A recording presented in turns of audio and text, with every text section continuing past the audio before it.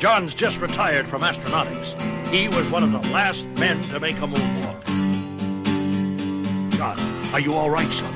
You're white as a sheet and you're trembling. Nothing I can do. It's happening again. I'm changing. And in several seconds, we see before us a man-wolf. It runs through the darkness as it hunts its quarry. And that quarry is man. The mark of the man-wolf. A man-wolf. A man-wolf. Hello, and welcome to the Werewolf by Night podcast. This season, we're talking about Marvel's number 2 lycanthrope, John Jameson, a.k.a. the Moonrot Man-Wolf, Old Lobo, the Furry Freak, Night Brute, Fang Snout, and now the Cosmic Star God. But we're taking a little step back to just before he was a Star God.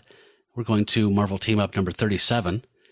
And this is the end of this Jerry Conway, Sal Buscema, Vinnie Coletta little side dance that happened here. There's a little jig that happened. It's something. After Creatures on the Loose was canceled, and 3 years before it came back essentially for a 2-story wrap up, and we loved it. We loved it. But right now we've been mucking about in the Spidey Super Stories realm of Marvel Team Up, and we have a special guest to help us get through this one because the last one was a little rough. It was a little rough. You want to introduce yourself? Sure. Hi, my name is Greg Bigoni. I live in Portland, Oregon. I've been friends with Jacob for a while. We worked together at a CBD factory run by a convicted rapist. Yeah. And here we are to talk about Spider-Man and Frankenstein. That is the best intro we're ever going to get. I was actually saying to you, Matt, you didn't introduce us. Oh, I'm Matt Howell. Yeah. I'm Jacob Balcom, and yeah, the our special guest that gave him his own introduction is Greg Bigoni. Like he said, we are friends. Greg is an amazing artist in Portland, Oregon, and we were excited to have you on, Greg. Just you and I have talked a lot about art and music, and we grew up right around each other. It seems like for the next within a matter of feet, I think, for many decades before we actually met. It's pretty weird. Yeah. All the parties, shows, and events, we were at all of them together. Yeah, literally all of them. So it was great. You made it sound like it was actually bordering on creepy. Yeah, it is bordering on creepy. It kind of was. Yeah, it is. We just didn't, even though we didn't have a ton of like mutual friends. It was that's why it took us so long to meet each other, I think. Yeah. There was no common denominator. Yeah, but in Portland, you eventually are going to meet like-minded people that go to the same every 5 years, like everyone shows up in your life again under some whole new context. Yep. And I was talking about that at a party just this weekend about Portland, how you run into the same people, they're incorporated in your life over and over again.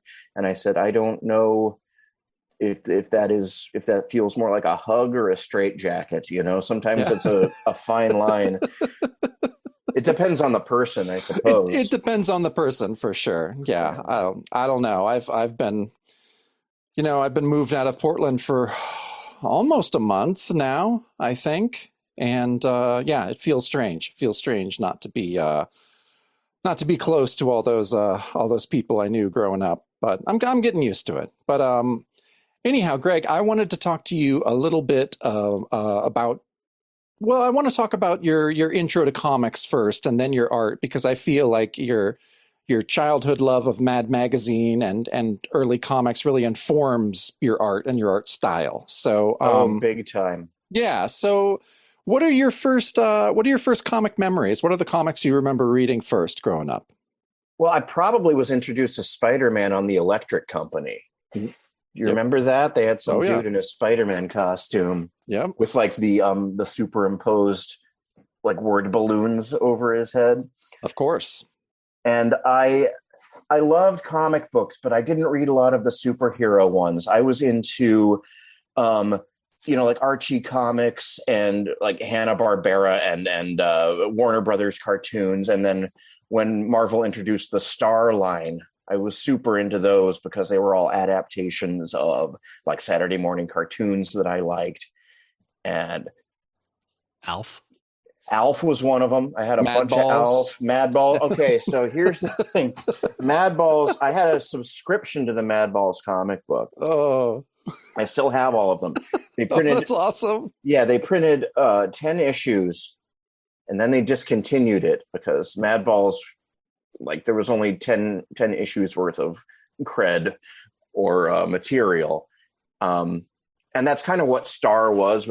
They would do these things on kind of like short-lived crazes among kids things. I bet most of their titles probably lasted less than a year, other than like Alf and like Heathcliff and some of the super big names. Yeah, I was going to say Heathcliff lasted way longer than you thought it would. Yeah, but like Rainbow Bright is like one of the examples, like, right, Greg, Yeah. you're talking about. Yeah, Rainbow Bright, Care Bears.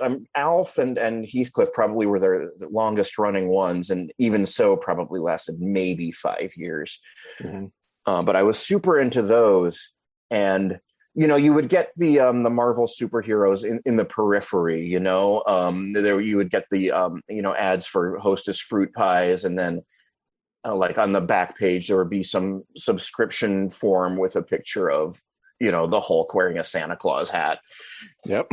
And so I had I was such a fanatic about the Madballs comic that I had a subscription, and I got a notice in the mail that they had discontinued the Madballs comic and I had to choose another title. Oof. And I was fucking devastated. I was like, I literally threw a temper tantrum and cried in my room because, like, how come all this shit happens to me? It's not fair. There's all these adventures the Madballs had yet to have. And so I had to choose another comic, to write out the rest of that subscription. And I went with Gru the Wanderer.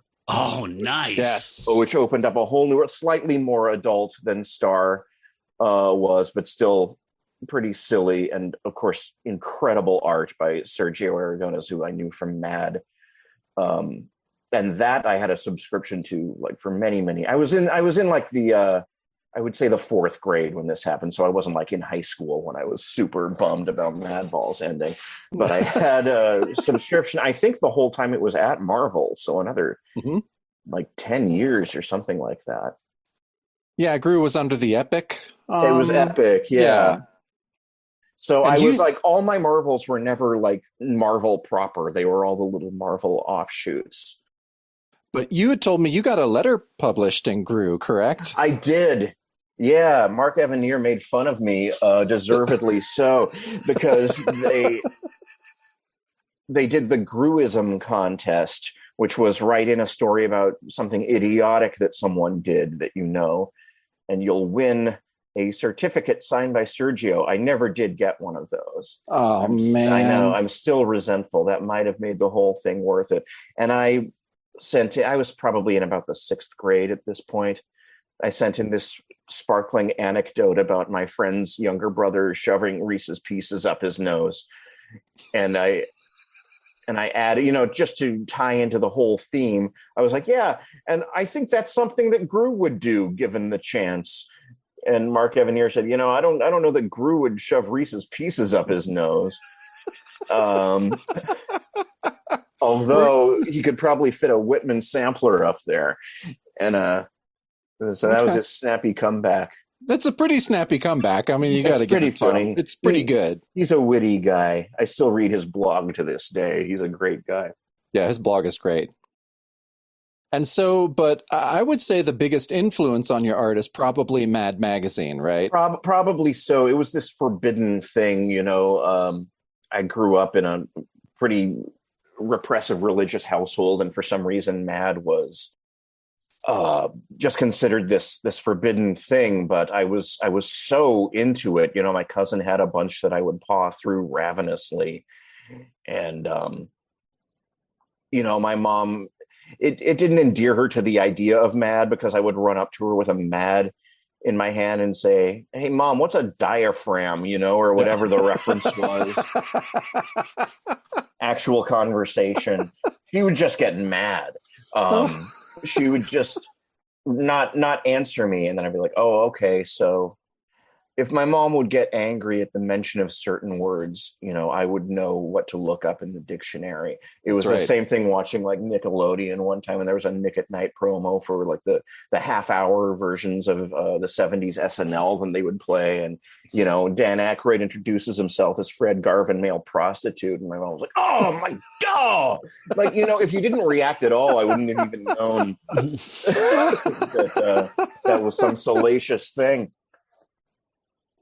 I call this one the snake. Yeah. Genius. So I guess I just started, reading Mad so much. I mean, my friends, I was more into their issues of it than they were. Like I would go to their house to play, and I would just be pawing through Mad the whole time at slumber parties, whatever. I was so taken by the art and the whole attitude of it, and but especially the art. And it was what inspired me. Sergio, I would say more than anybody, was one of the best best inspirations I have ever found. Even to this day, I'm a fan of his work. What he does is just incredible and unique. So I was kind of lost in the more wild, weird cartoon world, and like the more serious superhero comics didn't really appeal to me. I liked stuff that was funny and silly. But I mean, this comic certainly qualifies as silly. And I did have a few Marvel team up comics with Spidey. Yeah, well, what we found, I mean, especially I think with this storyline and a lot of the Marvel team ups that we've covered, they are definitely more for the kiddos. And they're self-contained. They're not really like serialized, except for like maybe a 2-part one. Yeah, they started doing that in the last, I think 10 or 12 issues because people were complaining that it was too stupid. And so they had to, they decided to not make it any smarter, but just make it more chapters in a story. And kind more of issues in a story. Kind of preceded Peter Porker, the Spectacular Spider-Ham in that way. Yes. Another Star comic. Some Spider-Man for kids. Let's try it with the literal Spider-Man. And how long did Team Up last? Team Up lasted a long ass time. Did it? 80s or 84 or something? Definitely into the mid 80s. That would be like right around the same time that Star was getting going. So probably that was like 84 or so.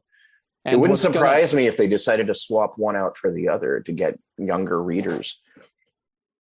Yeah, and then I think even before that time period, what's going to happen real soon is there's the Electric Company tie-in book, Spidey Super Stories, which was even for honestly like a younger audience than this really was. That was for Spidey Super Stories was like for a 4 to 5 year old. So they decided he was like their accessible hero. He's the one that they really want to push towards a younger audience.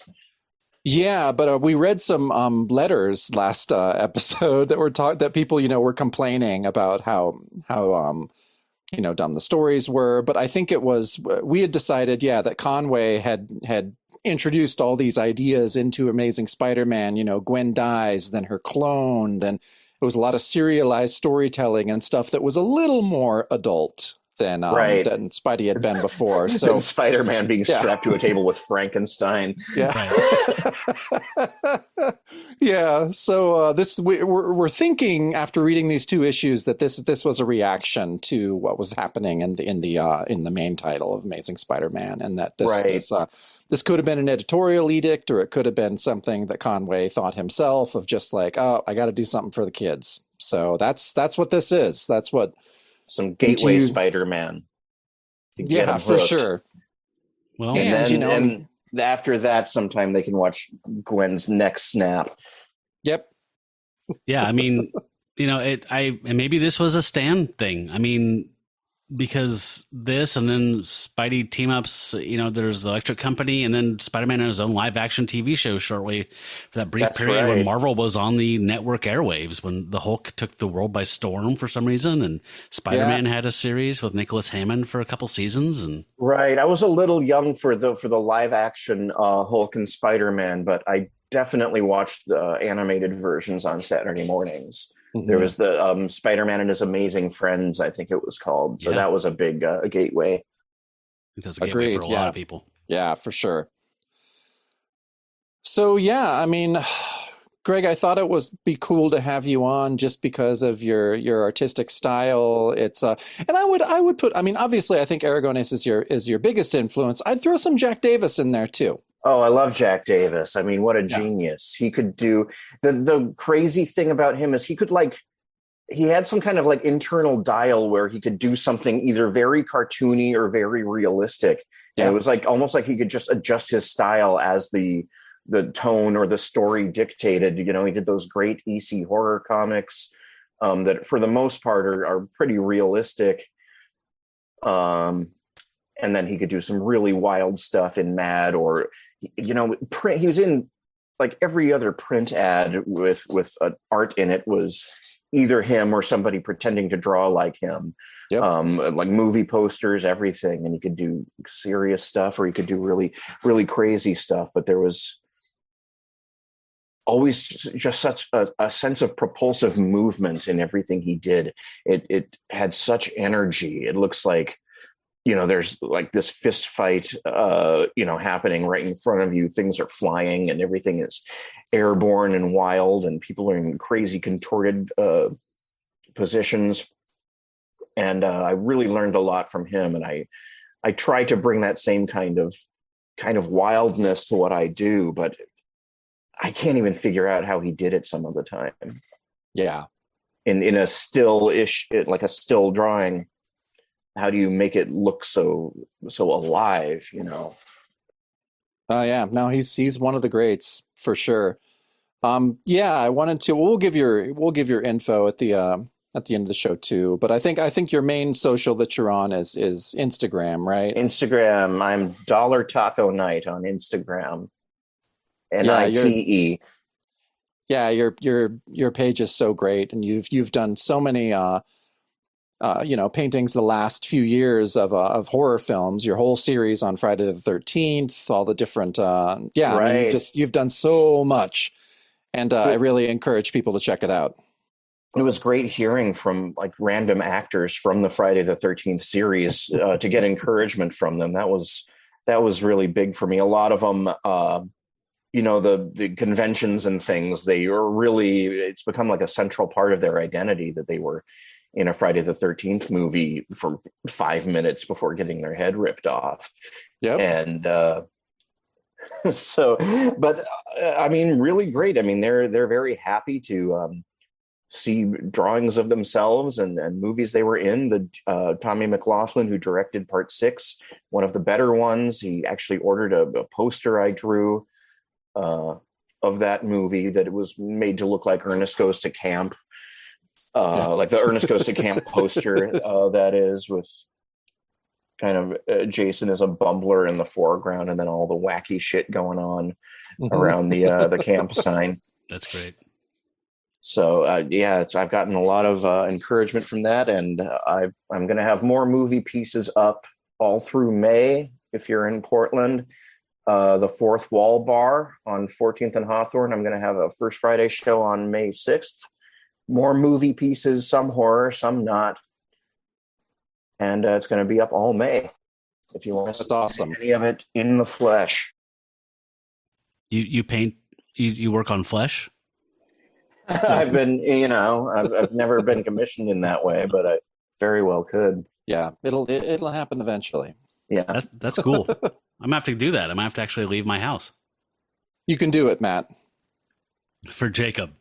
Do it for me. Represent for the show. We can do like the surrogate, like on Arrested Development. Yeah. I'll put a little GoPro on my head and do a live stream and just have a thing that says I am Jacob Balcom. I would love to see that. I won't lie. I'd probably get a lot of kick in the nuts. Yeah, a lot of kicks to the nuts.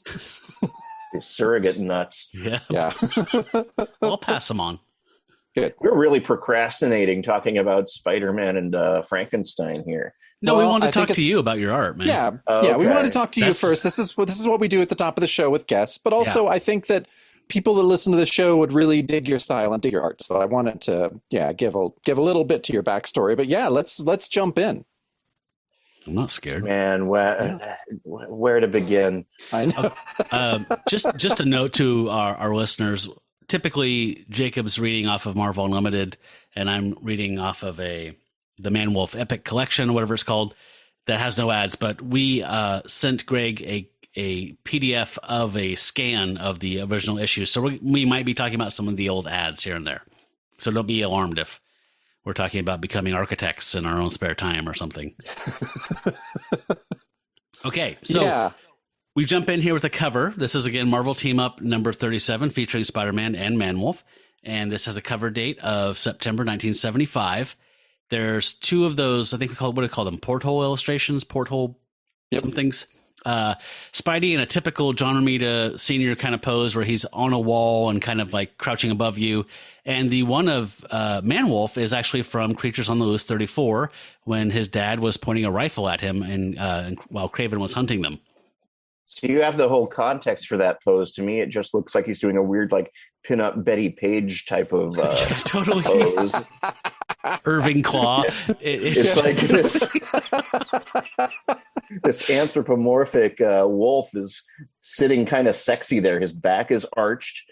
Yeah, it's a cheesecake photo. I thought it was really hot is. yoga. Yeah. I thought it was like, I was like, why do they call that pose Man-Wolf? And it's like, oh. Yeah, there you go. So the pencils on this cover are by Ed Hannigan, and Jazzy Johnny Romita himself did the inks. And this one is a big improvement on the last cover, in my opinion. We've got the huge turret of a castle with, I don't know what you call these, like the logs projecting out of the stonework, but the Man-Wolf's hanging off of one of these things, and he's got Spider-Man in a figure 4 leg lock. So Spider-Man's upside down, ass over tea kettle. There's a huge moon looming in the background. Spidey's not in too much trouble because he does have ways to get out of this situation. He's already shooting a web at the castle, but still, he's getting his ribs crushed or whatever by a werewolf. That's cool. And in the bottom left, it says action aplenty and the Frankenstein monster too. And in the right, there's an explosive balloon that has some of the weirdest syntax. It says murder means the Man-Wolf. Yeah, that seems like that was maybe written by someone whose first language was not English. Yeah. Is that like a Beretta episode title or something? It's just really weird. It does seem like that. Did they do that Marvel Team Up, Spidey and Beretta?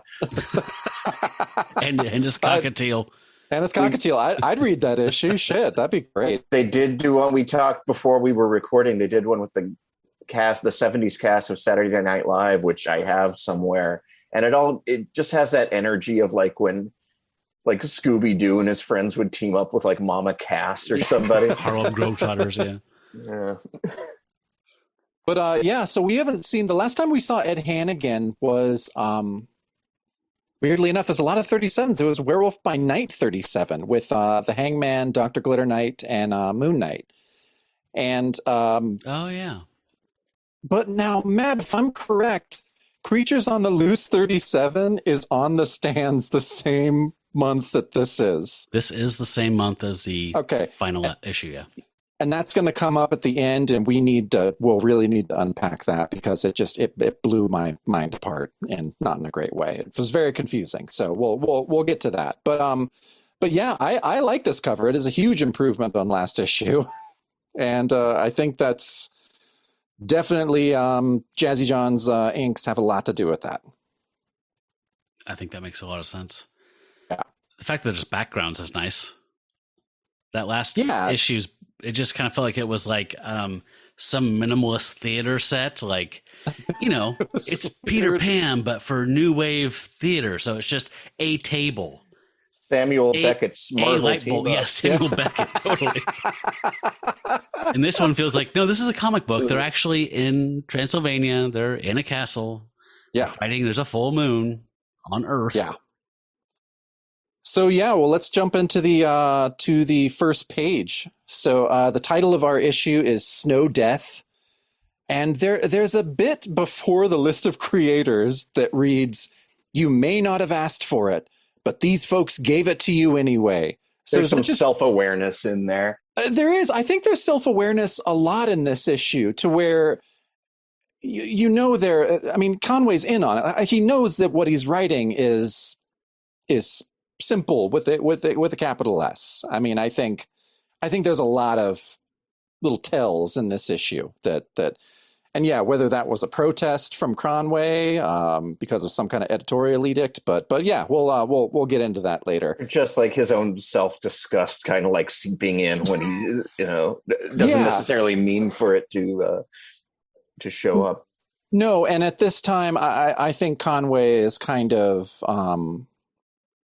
I don't think he's as happy at this point in Marvel as he has been in the past. He's gonna leave in a while.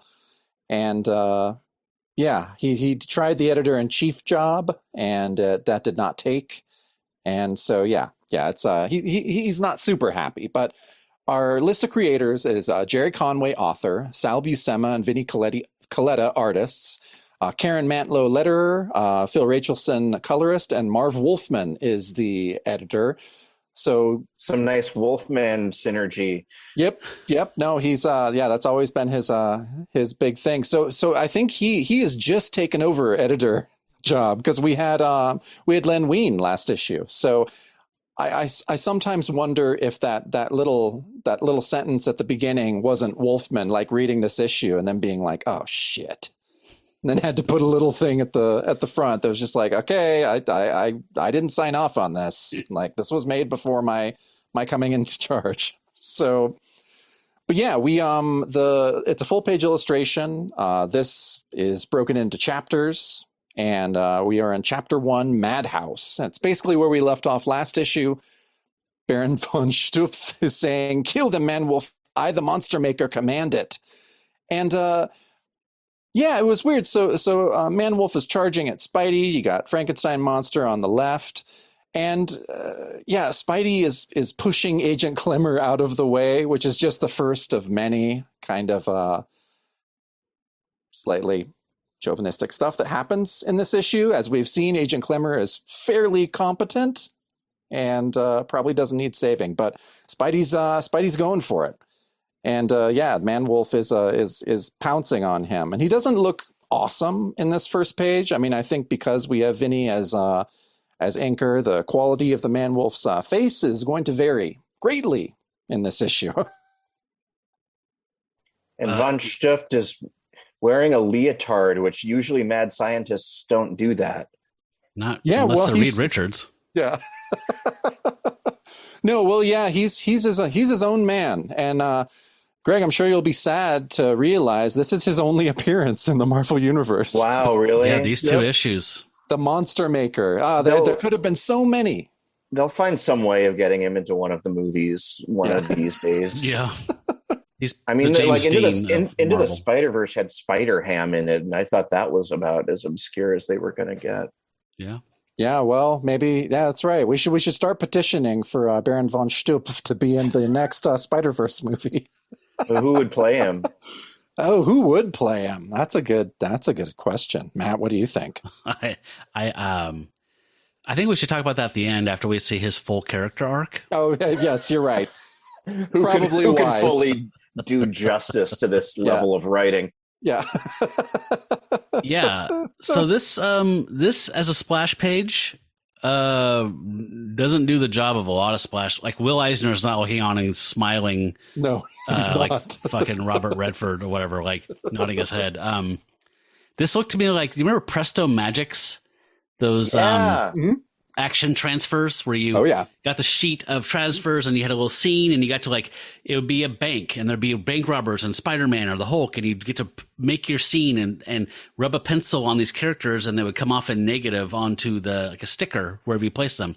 I love those fucking things when I was a kid. I got G.I. Joe ones, Transformers, the Hulk, whatever. This looks like that, but even like not that great.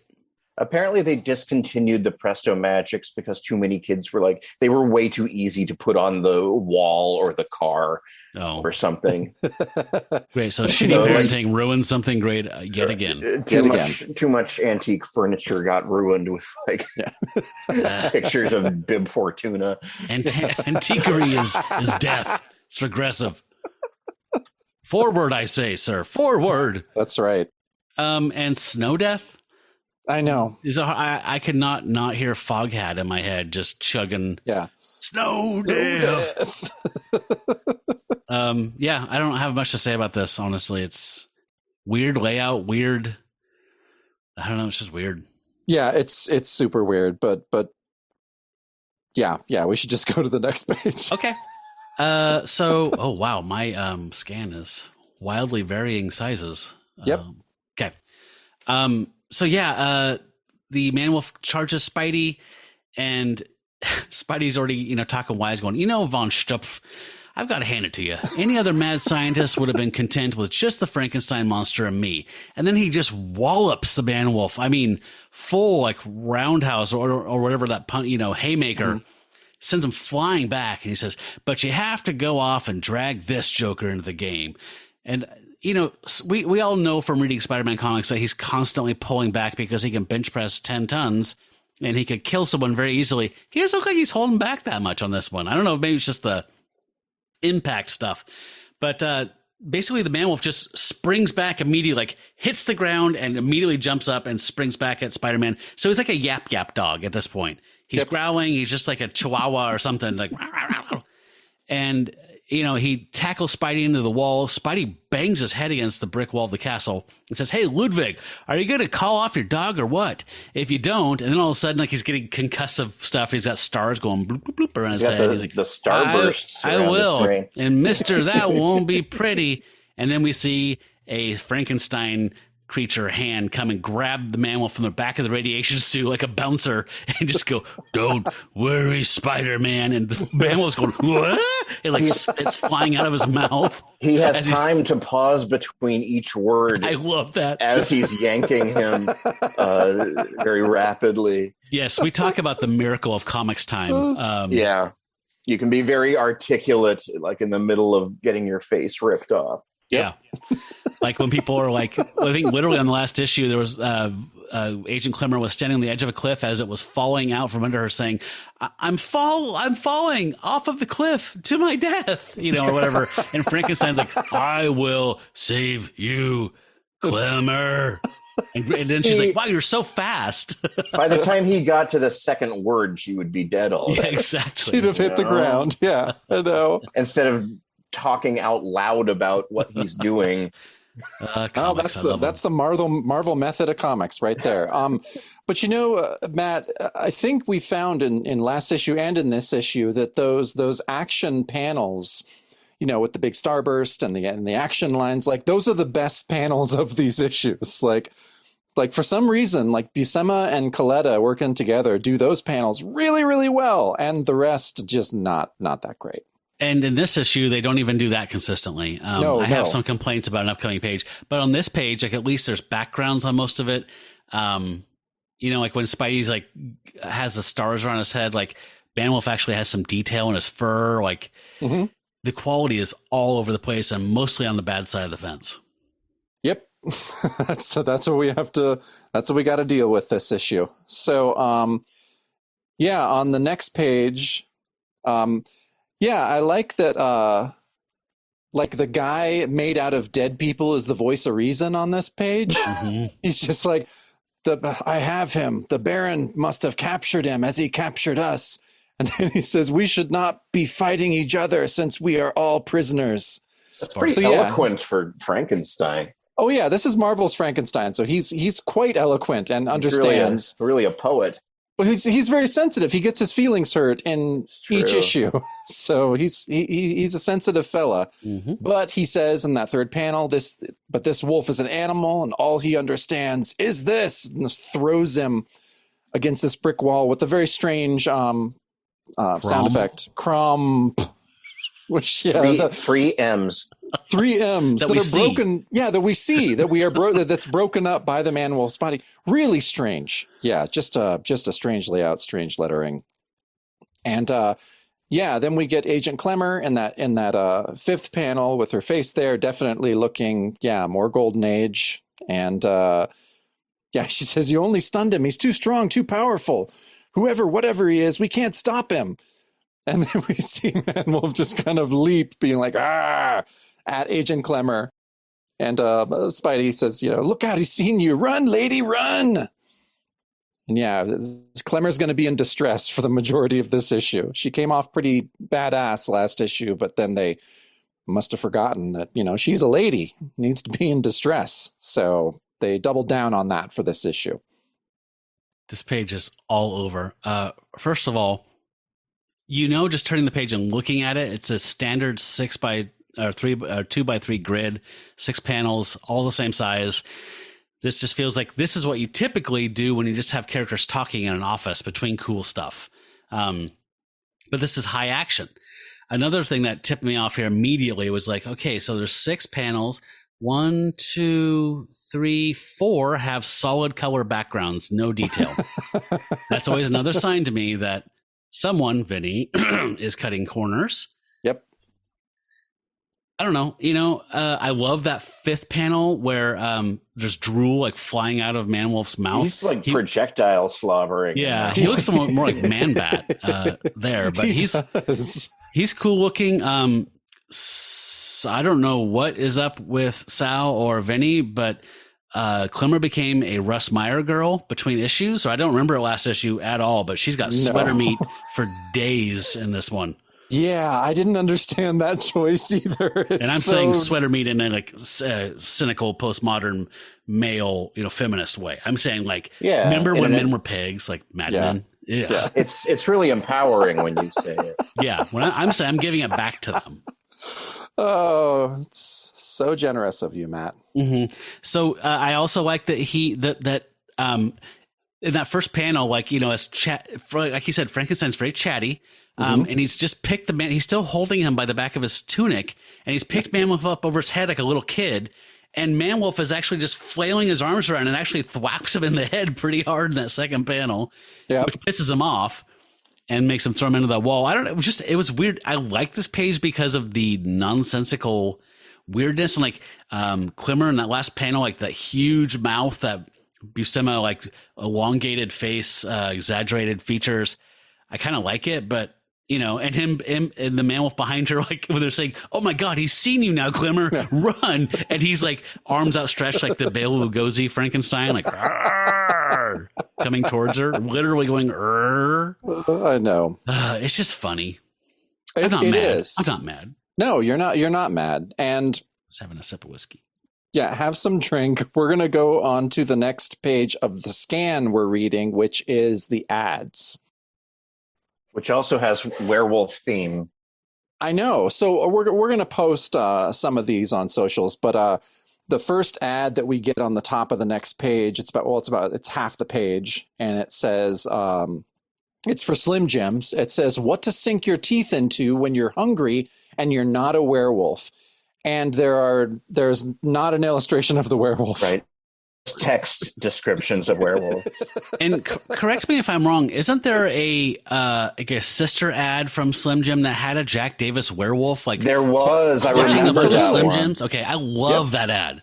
Yeah. Why didn't they? I know. It doesn't make any sense. It's a half-page ad, so maybe to save space, they were like, let's take the image of the werewolf out. That doesn't make any sense. Yeah. I do like especially in a comic that is about werewolves. Yeah, you would think so. Although I'm sure they bought these ads by the line, not by a title, right? Like they would just say every Marvel book. Or maybe they thought having the Jack Davis werewolf eating a Slim Jim, people would get confused. It was part of the story. Wait a minute. Why is Man First he's in Wolf a eating castle, Slim and then he's Jim? eating processed meat products? The text in the article is very there's kind of a weird incel energy to it. There is, because in that third paragraph it says Slim Jim is a chewy all-meat snack that comes in 5 very unboring flavors: mild, spicy, salami, bacon, and pizza. And you can find it at the grocery store or at a lot of the places where you've been getting those sissy snacks. Yeah. I got called out as a beta cuck. Like, God damn it. Spider-Man literally told me to eat like Hostess Ho-Ho's last issue. And now you're like, are you saying Spider-Man doesn't know? Spider-Man's a sissy. He's not eating Slim Jims. So I also like the anger in the second paragraph. Are you tired of sugar sweet snacks that dissolve in your mouth and crunchy snacks that you can hardly tell you ate and all the other boring stuff you have to put up with every day? And not enough blood in your stool? God right, damn. It's so angry. Oh, this is such a strange ad. So I didn't remember, like, I remember having Slim Jims as a little kid. Like, my grandpa Howell would have them and stuff occasionally. Like, you go on a fishing trip, you know, and there would be some Slim Jims in the lunchbox. But I didn't have them for like literally 30 years. And then I had one like 3 or 4 years ago. Do you guys remember what these are like? I don't think I've ever eaten a Slim Jim in my life. Okay. So I don't remember the pizza and all that other stuff, but the ones like nowadays are like brined. So it's like processed potted meat in like a sausage skin, and it's like brined. It's very briny. It's so weird. It's not just a pepperoni stick. It's just a no. It's damp and briny. Like it's like pickled pepperoni stick. Those aren't good adjectives. That is the antithesis of a sissy snack. It's moist. But if you're in your parents' basement, angrily thinking about how you're going to make things right with the world, this is probably a great thing to eat. Because Hot Pockets don't exist yet, right? No, but then, you know, I mean, and you can take that incel anger and respond to the ads below it. We have one for a fast track to a cool job as a motorcycle mechanic. Right. Brad Elmore. Yeah, they really thought through this layout. We have a Charles Atlas ad, the ubiquitous Charles Atlas ads. He's no sand is being kicked in a not sissy's the face. famous one. Not the famous one. This one is just who else wants a He-Man body? And that photo's got to be from like the 30s at the most recent. It's very 55 to me, I think. Yeah. It does, yeah. It's very antiquated at this point. But one of my favorite comic ads of all time is the little beard and God, I love that one. Soul patch that you can get. The quick change to suit your mood time. And you can get these three. You can get a mustache, sideburns, and Van Dyke.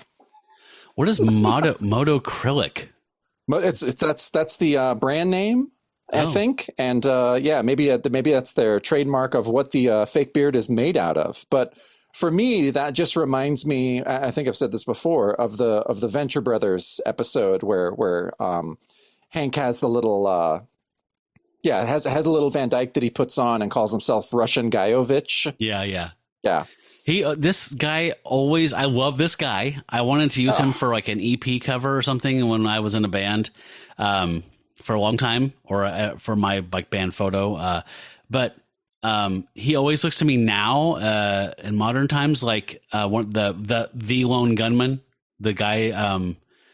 Remember on X-Files, the lone gunman? Oh yeah. Like the nerdy lone gunman. Yeah. No, you're right. Right. I don't know. That's what I always think of when I see him now. In the middle here, we got a comics ad that for, send in for the giant catalog where you could probably buy FF #1 for like $20. $25. Yeah. Yep. All the back issue ones ads. There's a free $1 million cash, which I don't really understand that scam at all. Fool all yours friends, it says. All yours friends. You'll get $1 million $ worth of laughs with these exact reproductions of old U.S. gold banknotes, 1840. Oh my God. You really pull the wool over your friends' eyes. Yeah. Pre-Civil War reproductions. Technically legal. Yeah, absolutely. Then we have a extra income, $1 per sale. You can sell engraved metal Social Security plates. You can send away for a free sales kit from Engrave-A-Plate. What does that mean? I don't understand that. Social Security plates. Yeah. What would those? Do those like go go up with like the decorative. It's not like a medic alert bracelet. Oh, I thought it But was like what? a stamp, like a plate you ink and stamp on some like I don't know. I was just Yeah, I mean- engraved metal social security. Yeah, it could be. It could be, yeah. That one confused me a little bit, but no, just having these ads to kind of take a little bit of the bite out of this terrible issue, I think is pretty successful. I mean, And I'm then- gonna go get me some Slim Jims and a fake beard, and my testosterone is gonna be through the roof. you might I even don't get know. into I a don't bar. mean if I double down, Yeah. if I get both of them. Yeah, Who knows that's true. what's gonna happen? I would love to have one of your Schlitz pints of beer. I Yeah. have my goatee and my social security plate here, and Your most Clearly, I'm adultive 21. beverage that Kearney says when he's buying from a poo. Yeah. yeah. So strangely, the next we have a full page ad next, which is super boring. I always From skip these ads. I've never read them the once. LaSalle Extension University. Very, very boring. Yeah, it's pretty bad. So we should probably just go on to the next page. Yeah, is it not grit? Does it not show me what I can earn by selling this shit? don't Well, wanna I mean, see. Grit's going to be the greatest ad of all time. Yeah. Like that's the one that's always going to be my I favorite. sold Wait, Grit for a hot minute. Oh, that's awesome. Mm-hmm. I never earned anything. You know, you didn't get that free bike or that tent, No, people didn't want to Oh. buy a paper about nothing from nobody. a paper about farmers and dirt. Yeah. Oh, okay. Anyway, Right. Yeah. let's move on. Yep. I'm ready. Now I've got my Gotta- palate cleansed. I'm ready to jump back in. Yep. More Frankenstein action. That's So right. they're all, if you recall, before our commercial break, they were very concerned that the man wolf was now aware of Klimmer and was all after her. And this is a disturbing theme that runs through this whole thing, this sexual undertone. I mean, you know, it's always been there since the earliest Gothic horrors, since Dracula 1932 or whatever. Like, it's always been there. Whenever, you know, there's a Roger Corman movie called like Inhumanoids from the Deep or something like that. Oh yeah, that's a good one. I love that movie. It's so sleazy. It's like from like 81 or 82. But basically his pitch was like, you know, when you watch Creature from the Black Lagoon and he picks the pretty woman up and he carries her off and you know what he's going to do. This movie's basically just going with that. Right, but And I with was like, way I have more to see this movie. And with it's- way more it- full frontal nudity. It does not disappoint. It is super sleazy and super entertaining. There's a part where one of the humanoids, you know, interrupts a fully nude woman who's about to get it on with a ventriloquist, and there's like reaction shots of the ventriloquist dummy as she becomes naked. You That's get to see right. the dummy being like, "Yeah." Well, funny guys get laid. That's why they're at Classic. the drive-in watching it. That's right. Yes, watch Humanoids from the Deep. Unless you're deeply offended by sexist trash, then don't watch it at all. But Yeah, it's super don't watch awesome. that. Okay, so we're back to this thing. So in the castle, Manwolf scoops up Klimmer and jumps through a castle window with her, a very primal beast. And Greg, when we have when Big Glass steps in and inserts one of these scenes to make them buy more glass, we always have a drink. Just saying, hey, Big Glass, we see you. We see what you're doing. Okay, got it. Anytime there's like some hardcore defenestration. Yeah, I just had some. Yeah. So interesting little note here. When the Manwolf leaps out with Klimmer in his arms, Spidey's kind of like, "Whoa! Did you see that leap? I've fought the Manwolf before, but I've never seen him." And there's a little note from Marv, the new editor, saying, "Special Lupine No Prize to the Merry Marvelite who can list when and where Spidey tangled with MW." So Is that you guys? Are you those Merry Marvelites? we are those guys, yeah. I We are. knew you would be. Yep. But what's weird is, I mean, the last time they tangled would be Marvel Giant Size Superheroes #1 with Morbius and Man-Wolf and Spider-Man. But Jacob, is he here kind of going, like, did editorial bother to tell Jerry Conway, hey, by the way, Man-Wolf has been ramping up his strength because he's turning into a cosmic god? Because why would he say, wow, I fought this guy a couple times and he's never been able to do that? What is the point of that? I don't know. Is that their attempt? I mean, the attempt at continuity in this issue is more confusing than if they had not even tried. Okay. So I think that's one of these points that we're gonna keep coming to. Okay. I was just curious on your opinion on that one there. Yeah. And at that moment, they get zapped from behind by a laser, and it's Baron Ludwig von Stupf. And he says, "Fools, while your attention was on the window, I came up on you from behind." They're not conscious, by the way. Who needs the man-wolf when I can have my original selections? You. Okay, so let's parse this panel. Okay.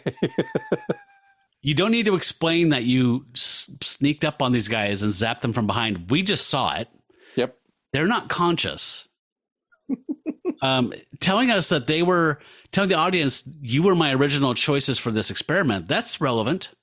Yeah. And then saying, which it's implied, and then, oh, by the way, that's you. That is yeah, you. You are the guys. No, the last you just it makes it all the more ridiculous. Yeah. Anyway. But I mean, it's fitting in this character. This character is as scenery chewing and over the top as anything we've ever seen. Which Spidey points out at one point. Yep. Soon. Because on the next page, Spidey and the monster are right back where they were last issue as captives of the Baron.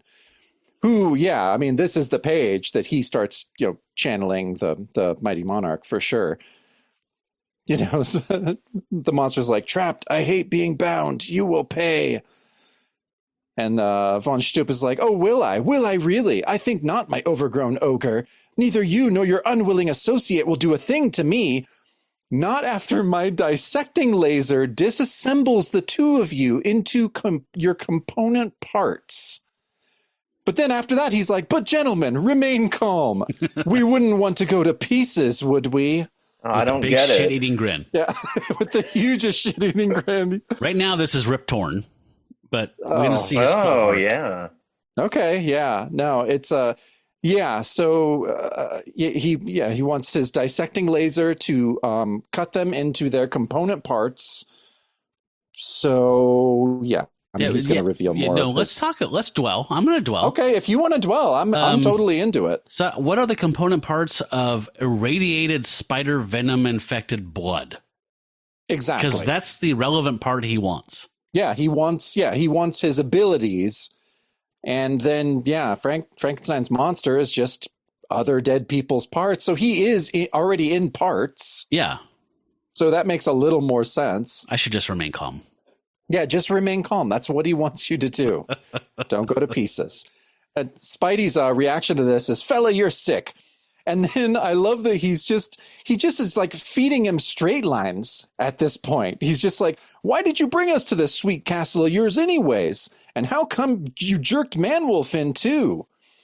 And then first of all, why did they spell cum that way? I know, it's so weird. They actually spell cum C-U-M. There was this brief period where they were trying to sneak in popular spellings in some comics. I remember this, like in Dollar Taco Night. Like they would do NITE, they would do CUM, they would do THRU. Don't me into this. Yeah, you're coming into this. You're a part of the problem, and you need to be. We need to shine a light on you. You're CUMMing into this. Yeah, but how come you jerked the Manwolf? Was just I did not want to see that phrase. Exactly. Let's come and jerked in the same sentence is it's too much. And Manwolf. And we just saw a dude in a leopard printed banana hammock a page ago, so I'm just like. I'm just shoving Slim Jims in my mouth and stroking them in and out as fast as I can. I don't know what's going on. So the final panel, von Stupf says, "That's right, I haven't explained, have I? Very well, Spider-Man, listen well. To the master plan of Baron Ludwig von Stupf." Great in panel. very bold letters. It's like, I know who you are. You can stop. But Spider-Man just gave him this, he just fed him the line. It's just like, why'd you bring us here anyways, monster maker? But why the Spicoli, like, dude, why'd you bring us this sweet castle? What was that about? I don't know. Oh, God. Bro. Yeah. Sweet castle. Sweet castle. Want to snake a little bit there. Yeah. All right, let's talk some ads, because there's some fucking golden ads on this next page. Yeah, there's so many. If being a motorcycle mechanic didn't work out for you, you're something every kid wants the key to your future. Be a locksmith. I love that it has the guy's picture. It has a random dude's picture and it says, like me. Yeah, he's a famous locksmith. He is a famous locksmith. His name's Peter H. Rude from Torrance, California. And he earned $1,500 spare time while enrolled. Yeah, he looks Not more even Jack graduated. Torrance to me. He does look like Jack Torrance. So my question, this just occurred to me, so shoot me down if I'm wrong. Is this the equivalent of when you're watching daytime TV or TV at 2 a.m. and it's like, become a AC person who works on air conditioning, like which is like, oh, you're only watching this because you're a fucking loser. So you're either a kid and you don't give a shit, or you're like 20 and you're living in your parents' house. And you're like, oh, I could cut keys. No, I could do that. I could pass a piss test and cut keys. Or they're like litigious, like Saul Goodman type ads for lawyers. So like get rich by some means, like either like go get your diploma, or take some correspondence course, or just sue somebody. Like the Locksmithing Institute. That's the Locksmithing Institute. This is real. And then right to the right of it is an ad that says drafting pays big. Yeah. So these are for the failure to launch children. Yes. Who are still at their parents' house. And the upper stuff is all like, do you want a switchblade comb? What about a ghost that obeys your commands? He's over 7 feet tall. Only $1. That's 7 candy bars. Yep. My favorite is the one that's just right in the middle of the page. It just says, be taller. Right. So stand 2 to 5 gimmicks. Nope, no gimmicks at all. Stand 2 to 6 inches taller in a few weeks. Guaranteed. All ages, no gimmicks. Says send 35 cents to tall up. So they send you a cardboard box you can stand on top of. Okay, that one's rad, and I'm not surprised, right? A lot of the stuff is like, better yourself so that you're not whatever. But to the left, catch more skittering bass. Yeah. This method is more productive than bait. Fly or spin casting. Even better than live bait. Like what? I know. I don't know. If I have a monster ghost that obeys my commands, he can go catch the fish for me. Yeah, he can just... Exactly. And I love this ad that is like this weird Thor, like knockoff Robert Bell. We want to buy your comics, or we want to sell you our comics, or whatever. This is always in everything. Yeah. Yeah, I remember seeing that ad with that Thor like many years later. Oh, yeah. This went on for years. Mm-hmm. Do we know when, Jacob or Greg, when the right in the middle, dead center of this page is that giant new comic book catalog number 6. When did this we buy, we sell, like these things have value now? When did that start? This idea of like, don't just throw them out. Don't line your birdcage with them. Like you want these. It started by, definitely by the mid-70s, but there were always ads in comics for back issues. But, now it's starting to be like, oh, but now it's like, we'll buy them. Yes. Right? Yeah. Well, I mean, it's not just us people selling the shit that we bought for pennies on the dollar from news dealers or whatever. Right now, It's like, no, we want yours. Yeah, too. we want yours. Yeah, no, that's about the mid-70s, early to mid-70s thing for sure. Okay. Well, and there's, of course, the ancient art of karate in the bottom right, which this is judo savate. Was that what you said? That's how you say that? I think. Didn't that come up in another issue? Yeah, that's the French stuff, right? Oh, that's right, savate. Yeah. And jiu-jitsu. Yes. Okay. Yeah, and that's a pretty famous ad. It's not Count Dante. He's not Count Dante. No, he's a Count Dante. Yeah, knockoff. But Matt, you get for the next whole page is a giant grit ad. Yep. This is the one that's... There's grit. Yep. Look, I always wanted that wrist, that chain that says Richard. I always wanted that. You could be a totally different person. I wanted to only say Richard. Yeah, you don't get to choose the name. You can choose? Holy shit. Like, I would have pounded the pavement for that. I could have had one that said Jacob. Yep. No, I always wanted the fucking Super 8 camera. Even like in the 80s, I was like, oh my God. Well, yeah, obviously, like that's what you want to do. But the great thing about these grit ads is that it breaks down the profit for you. It says that grit sells for 25 cents a copy. You keep 9 cents profit. Clear. 9 cents clear. Clear. Like after Uncle Sam puts his hands in your pockets. After all your costs and expenses and Uncle Sam. Yeah, you clear 9 cents, kids. So yeah, suck on that. Get used to it now. Yeah. Yeah. Yesterday was tax day, and oh boy, I got screwed. I got fucking reamed. I've been reamed every year since Trump did that fucking overhaul. That cocksucker. Fucking A. God damn it. Ugh. Okay. So before I have to reload my drinks, thinking about like we filed an extension and booked we realized we were so fucked that we filed an extension last night and scheduled a meeting with an accountant. Oh, wow. Yeah, it's that bad. That's fancy. So, yeah. So on the next page, let's talk about something fun. This next page here, this first panel is kind of a bigger one that offsets the page, and it almost makes this issue good.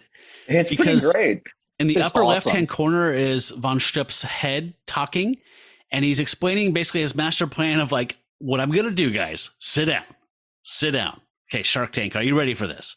What if we had the power of a Frankenstein monster? We had the wall-crawling agility of a Spider-Man and the fearful appearance of a man-wolf, an army of these soldiers. And we get to see Von Stup's vision of this as these man-wolves are rampaging through an urban setting with police and people just screaming. One man-wolf's clinging to a wall like Spidey. They're just running around. People are screaming in mayhem, fleeing. It's awesome. There's just bodies in midair. Yeah. Yeah. One man was picking up a cop by his shirt front and just hoisting him over his head. One man wolf was picking up a car because Spider-Man can bench press 10 tons, as we know from the official handbook of the Marvel Universe. So he could do this. This could happen. The Baron could make this happen. And then he gets really maudlin. He's like, using these creatures, I will have my revenge on a cruel and uncaring world. A world which will pay for my mocking genius. So he's got some serious mood swings, possibly low testosterone. I don't want to make any of these judgments just based on this. I'm not a doctor, but who knows? He could use a Slim Jim or two. Yep. He could use a Slim Jim in a couple different orifices. And then he's like, okay, Von Stupp. Spidey says, Von Stupp, I take it back. You're not sick. You're just crazy. He's like, you see, that's exactly what I mean. You don't even know me, and you've made up your mind what sort of person I am. It's not fair, web slinger. And because of it, you will die. And he starts pounding on this control shit. He hits a big button. Lasers start shooting down onto the table they're strapped on. So now we have a James Bond-esque death trap. And Spider-Man's like, oh, man, why do I get the feeling I should have just kept my mouth shut? Hey, do me a favor, Frankie. Don't answer. As Von Stupp is maniacally laughing, like Joker, coming across the page. And that is the searing end of chapter 1. Oh, God. Okay. So the next page, we're on to chapter 2, Wolf Pack. And shit starts to get creepy. Yep. For For sure on this page. So, Man-Wolf has taken Agent Klimmer up in the hills above the castle. And, Klimmer, so he kind of drops Klimmer, but she has a plan. So she's like, don't hurt me, please. Look at the question mark. And she says, she's thinking, have to make it think I'm helpless, not a threat. And so she's obviously is doing this somehow, though the man-wolf is giving her an And from the look on the man-wolf's face, I've succeeded. And then the next panel, oh my God, she says, good Lord, he's touching me. What sort of creature is he? Not a man, not a wolf. And that costume he's wearing. And she's putting it together. She's like, almost like some sort of space suit. Wait, I remember reading a special S.H.I.E.L.D. file on this thing. It said, and then, she's distracted because it says, what wolves? Real wolves, and they're attacking. And a pack of wolves like appear to up the action. But wow, those middle panels, that it gets really creepy. Yeah. So it took her this long to go, that's right. I read a file about an astronaut who turned into a werewolf that looks exactly like this guy. Who wears a lime green and yellow onesie. I remember that file. Right. Not like those other dozen werewolves that I met like in the last week. Hey, being a SHIELD agent, it's a weird job. Yeah, good Lord, he's touching me. I know that. I was just like, oh boy. And yeah, so she has his he has his arm, his hand like tenderly on her shoulder on that panel. It's like, holy shit. And we're just telling ourselves, she does bear a vague resemblance to Christine Saunders. This isn't necessarily. Yeah, but they could have brought that up at least to make it slightly less creepy. They do not. But maybe that's, trying to make these issues as self-contained as possible and not have a ton of editorial notes. Oh, no, I'm joking. This is Jekyll and Hyde. John's not home right now. This guy's, his lipstick is out of the case right now. He is ready to raw dog it. Oh, boy. Yeah, rough. So, and her ample bosom, again, is featured in every panel that she's Every panel. So, real wolves attacking. That was cool. Yeah, that was cool. Kind of upped the energy for sure. And then we got another page of ads. Another jumble of like at least a dozen ads on the one page. Yeah. Anyone's favorite on this? Kung Fu. Anytime there's martial arts snake. Shit. Yeah, Kung Fu with a picture of a cobra. I liked that one. I also liked the Learn to Fly model rockets because it reminded me of that Simpsons episode. I like electric guitar and amp for $15.95. I would love to know what the fuck you got when you ordered that. I want to imagine that it looked like one of those like Guitar Hero or like Rock Band guitars. I like to imagine it was like 2 inches. Like the guitar is like a toy guitar that just has like even like, well, technically your Lego men could play with this. Yeah. And always, a real mainstay of comic book ads for years has been the miniaturized camera or spy camera. These always intrigued me as a kid as well. I know. It has a Magic Cube Flash Cube socket. I didn't even see this one. Poems wanted for musical setting and recording by America's largest song studio. Send your poems. So there's a whole documentary about this. I'm sure you've seen it, Jacob, about the song poem phenomenon. Have you seen that doc? I have not seen that. Oh my God, you'll love it. So this, I believe it's the child of a guy who sent in a ton of them, thinking that he was going to make it big or something like that. And so she had, or this guy, I think it's a guy actually, had all of his dad's albums. So he was sending these poems in, and you get back these things where it's like literally just like, we have 10 or 12 things we do. We receive the lyrics, we run through it once, we hit record in the studio, we bang it out, we send them an acetate. Like it was just this crank them out. And then they would do comps sometimes of like the best ones. So you get a 12-inch of like some of the best of these things. It's fascinating. I never even was aware of this. No, I was not aware of that at all. I mean, it's not a scam. It's just like the scam weird part is like, you could hear, Crystal Gale sing your song, but it's not. It's just nameless. Nobody's in a studio doing it in a cheap, shitty studio. Oh, that's cool. Yeah, you'll have to. Yeah, I'd love to watch that documentary. But then, we have the next page is just a full page ad for the competition of Charles Atlas. Yes, that is happening at this time, the Universal Bodybuilding course. Mm-hmm.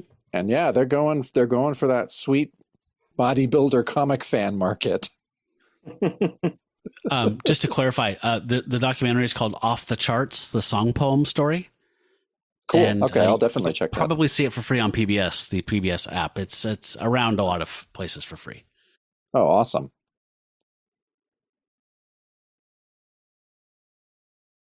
Is it me? Yep. It's me. Let me reduce the size. All right. So this is kind of a cool page here. A pack of wolves have attacked. So there's some pretty badass chauvinist kind of manliness stuff from the man wolf here. He's backhands one wolf, a couple other ones attack. We get a nice panel with, I must say Christine, with Klimmer in the foreground, like looking horrified. And in the background, the man wolf is just tearing through these things like Tasmanian devil, like picking them up and just throwing them, just slashing.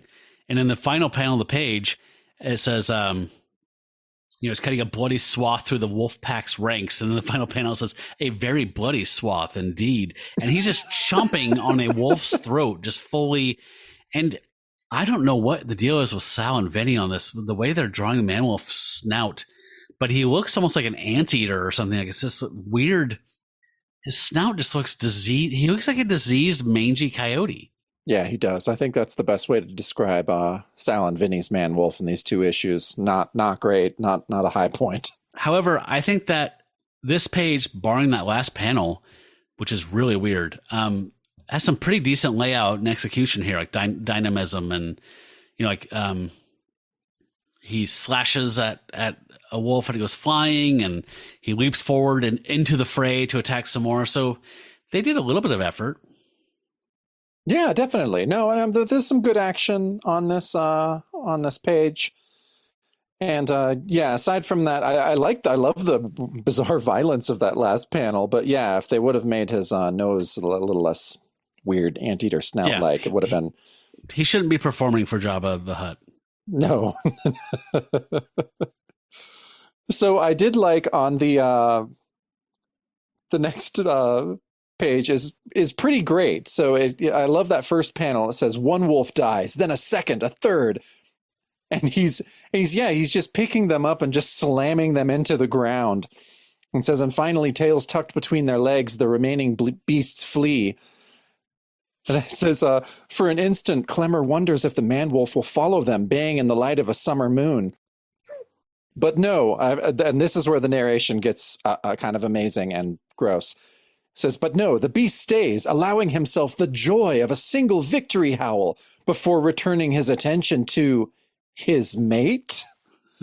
And then in that panel, it says his mate, with a terrified Klimmer saying, dear Lord in heaven, no. So the shit is about to get really weird and scary. But in the next, on those final two panels, she's thinking, the look in his eyes, so desperate. Is this the man I read about in our file, John Jameson, ex-astronaut? Dear heaven, he's an animal, a wild beast. Says, I've got to get away from him. Perhaps if I make an eating gesture, he'll think I'm hungry. Then if he leaves to find food. Oh man, that was one of my favorite parts, is her plan of just being like, I'm hungry. Food? Right. Get your new girlfriend some food. Does this ring any bells, Jacob? Any psychotronic bells? Oh shit. It's Ega. It is Ega. Yeah, you're right. Ega with Ega. The guy that played Jaws in that James Bond movie. Richard Gere. Yep. Yeah. It's the exact fucking plot of Ega. This is how she gets out of the cave that Ega has trapped her in. I've seen Ega like a shocking amount of times. Yep. No, it's one of the best, and one of the best Mystery Science Theaters. It is a good one. Yeah. Yeah. Yeah, so this page is so ridiculous, but yeah, they're doubling down on this whole monster has found his new mate. Vinny got one of those midlife erections, apparently, because he got interested in Klimmer again. Yep. And she looks very pretty on this page. Yeah, she does. He does, where he's like, squirrel. Yeah. I don't know. I don't know what to say. I do like the man wolf in that middle row.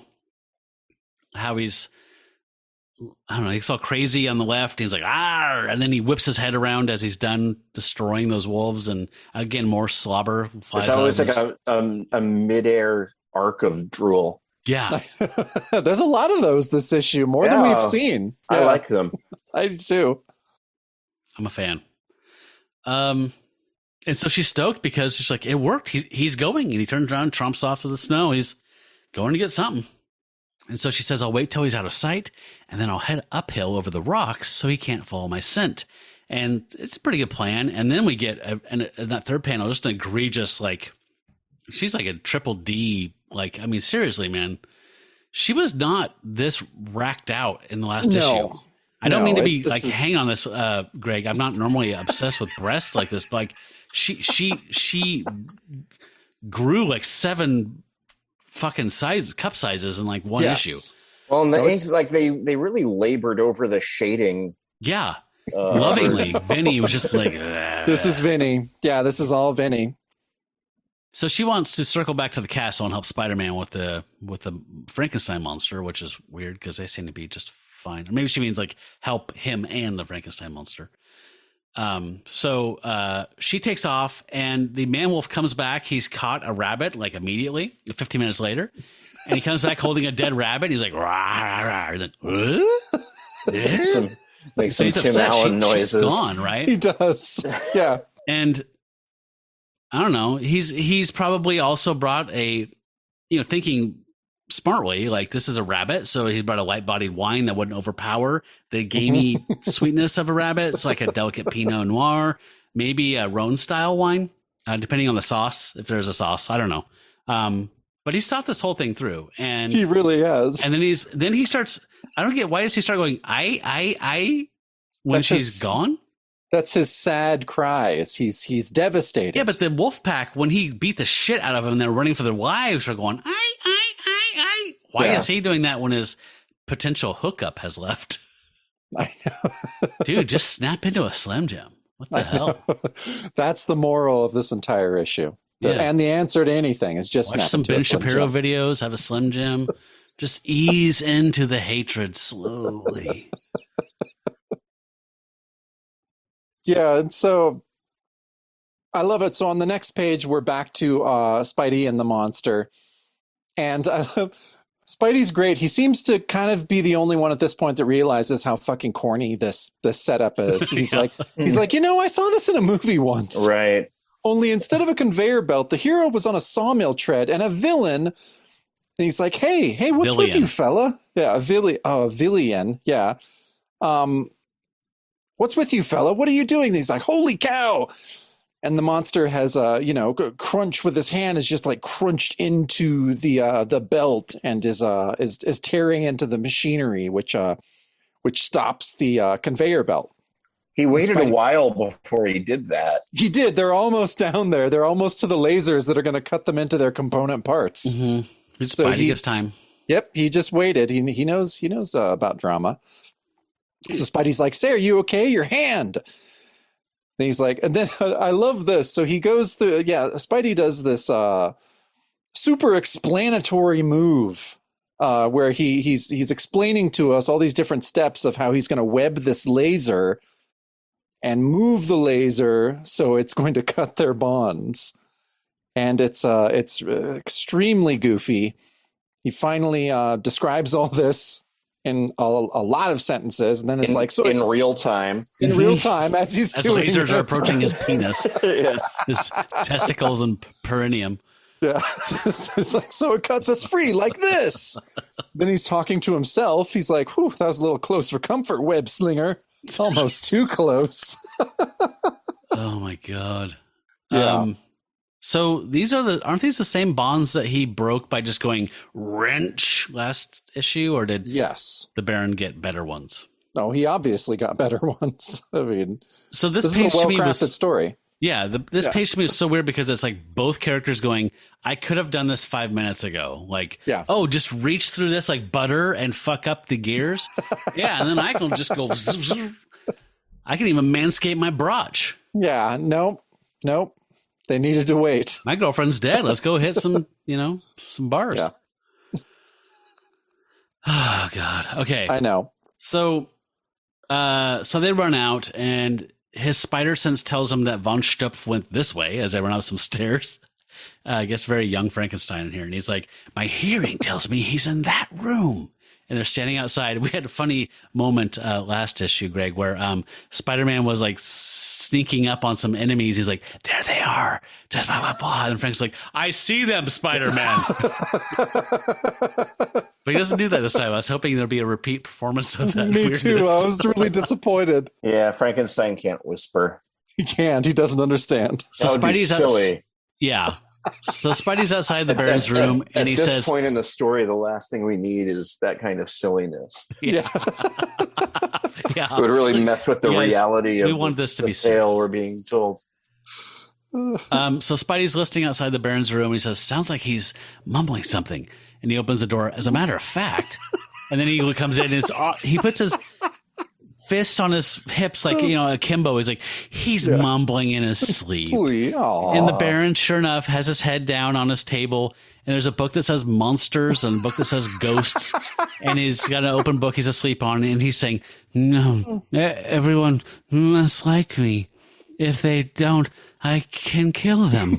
And he has a smile on his face. Yeah, and he's grinning, very peacefully like a baby just had his breast milk. I mean, he identified the problem and proffered a solution. I like that he's practical for sure. He's pragmatic. And then Spidey says, let's put this bird out of his misery. Thwip. And he webs up the Baron. And he's still talking to sleep as he's waking up going, and no one will laugh at me ever again. What? What is the meaning of this outrage? And Spidey says, it means, Chuckles, that you're done. The game's over. It's kaput. Get the picture. He's like, wah. Yes. The villain says literally wah and starts crying. And Spider-Man says, does that mean yes or no? And then the Baron says, snirk, which I guess is a snotty, like sniffling sound, waffle, and sob. So he's making a fucking fool of himself, crying. He's a toddler now. Yeah, he's a toddler. He's having a tantrum.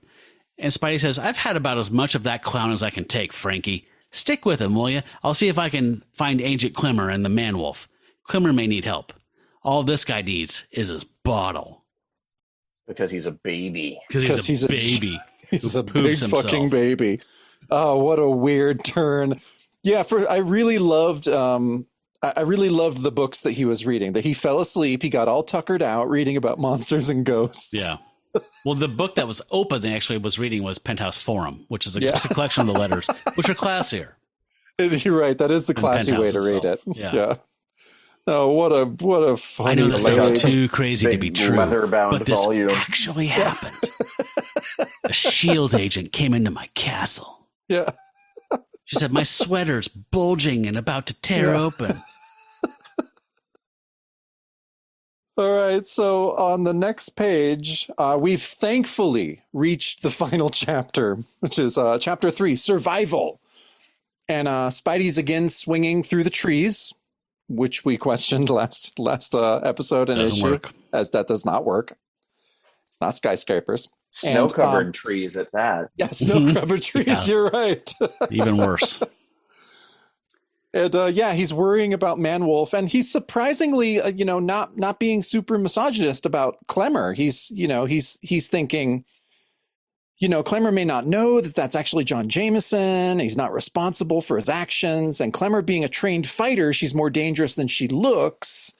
So I did like that. There's Spidey giving Klimmer her due, which she has not been given this issue. What about when he refers to Man-Wolf as MW? MW, yep. Yeah. Mentally. Yeah, mentally. That's right. Okay, sorry. No, Spidey, he's quipping in his head. He's always quipping in his head. So he sees Man-Wolf. It's like, there's Man-Wolf, but where's Klimmer? And then, Man-Wolf kind of, I like that it says, despite the muffling snow, sound travels in these craggy hills, even the startled gasp of a bewildered Spider-Man. So Man-Wolf whips around. He's got the spit coming out of his mouth again. It's maybe the 7th time that's happened so far. Mm-hmm. Says he reacts instinctively, and before Spidey knows quite what's happening, the battle is joined. And so, there's another one of those, kind of tall rectangular action panels that we had a lot of last issue. That says, locked together, they tumble to the snow-covered hillside, each struggling to throw the other. But then the final panel, it says, until both are thrown by a shrill interruption. There's a scream. It's like, that's a scream, a woman's scream. Klimmer must be in. And so, she's in trouble with doing that woman's scream again. Yep. But before he can say trouble, he gets a beastie backhand from the Man-Wolf. We used to drink trouble. Because he got slacked. Slack. Yes. And Jacob, way on in this season, early back, we said when there's a beastie backhand from the Man-Wolf, we would have a drink of whiskey. And we drink. Or whatever. Okay. So the man-wolf's claws bite deep across Spider-Man's chest. So Spidey's, stunned, dazed, whatever. He's back in the snow, kind of out of it for a second, his head hung low. And the man-wolf instinctively knows it's his mate. And he's just trumping off through the snow towards her. Like, his mouth, it looks like that Tex Avery shit. Like that wolf that's like, wow. The horny wolf right? at the nightclub. Yeah. Yep. Horny With wolf. his heart coming out of his eyes and his chest and his zoot suit. So Spider-Man's collecting himself. He's like, wow, watch out for that left, kiddo. It's a kicker. Got a feeling I'm going to be dizzy for days. So he's basically concussed this entire adventure. Yeah. Oh, and it shows. And it definitely shows. So he starts swinging again via webs through the small furs. And he's going after the man-wolf, he's like, obviously Klimmer managed to escape my furry friend. And if he finds her, he might kill her. And so he swings up and manages to gain ground on the man-wolf who's tromping through the snow and jumps him like in the back, like feet into the small of the back, and says, no way I'm going to let that happen. And it says, picture it, if you will, dear reader. Two men caught up in the instincts of malehood. They have the same goal, the protection of a female. And it's killing them. So they're just scrapping, just rah, rah, rah, rah. Spider-Man's saying, I got to protect this innocent young woman. And the man-wolf's going, I got to do whatever wolves do with female wolves, I guess. Yeah. Protection of a female. Yep. Oh, man. Yeah, this issue is, it's not really going to move the cause forward in any way, shape, or form. I know we're kind of flying past some of these ads, but I just noticed this one on the next page that's dead center, just yellow. It says, John Buscema accepting limited number of students for a course in comic book art. Is that real? Did John Buscema have a art school where like you could just send in money and he would accept you as a student? Are you on the subscribe page? I'm on the page after the one I just read. Decals, 5 for $1. Yours free, 40 red China stamps. 25 live seahorses, $2.98. Oh, yeah, there we go. Yep. Hey, Greg, there's one that says cartoon for money. Oh, Yeah. shit. I'm going to write that down. That's a free book you can get. And then underneath that, you can get the Hypno coin. Oh, man. I met so many girls through that thing. Yeah. Which is not cool anymore. But Yeah. Matt, you can't hypnotize women anymore.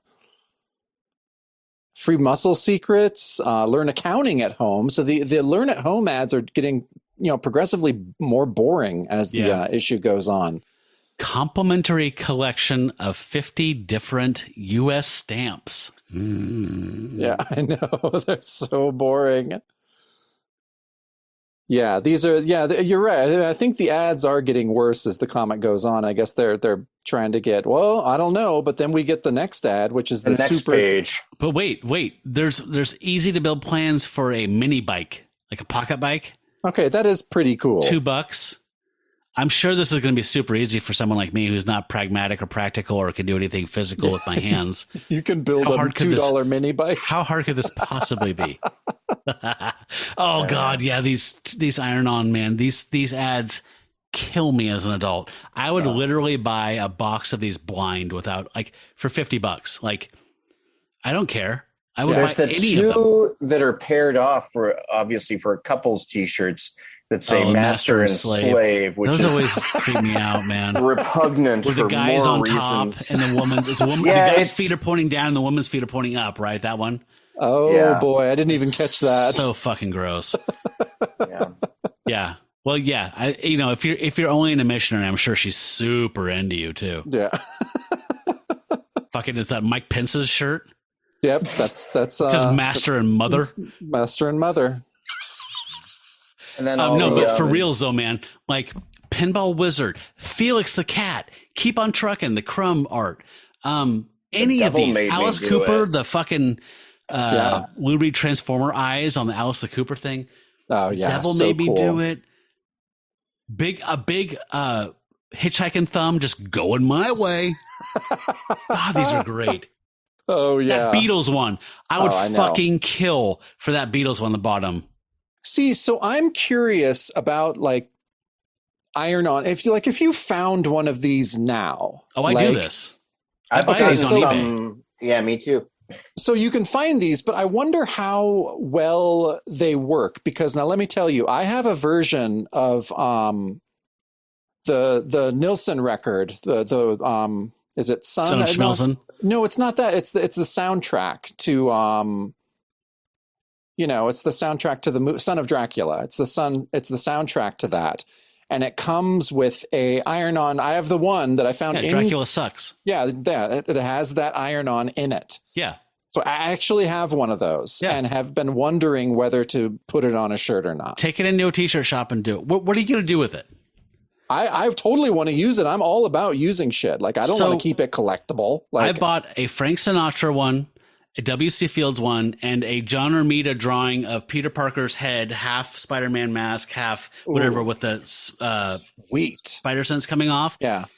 I've had these all done in t-shirt shops that print your own, like custom shirt shops. They'll do it for $5. Sometimes they'll do it for free because they already have the shit warmed up in the back. So the Spider-Man shirt I did like 10 years ago, I wear it. It's a special occasion t-shirt, I will admit. Oh, yeah. But it's starting to crackle and break up, right? It's distressed. Yeah. But I mean, like, even when they were new, I don't think they they didn't last. I don't think it would more than like 30 washes. I wouldn't think so. But why would you just sit on that Nielsen one instead of having it live its life? You are the guy that's like, I am the guy that's like, make these things do what they were supposed to be used for. No, I guess I just kept kind of waiting for, to see if I would just destroy it and it would be unusable like that. I didn't want to do that. So no, I definitely want to use it. And I have a page. If you want to try it at home, I've tried them at home, less successfully. I would suggest going to a t-shirt shop. Okay. If there is any custom printer in your town. Yeah, because I want to do that, because of course, that Nilsson record with the iron-on is it's like $150 or something. Like, it's way more expensive than you would think.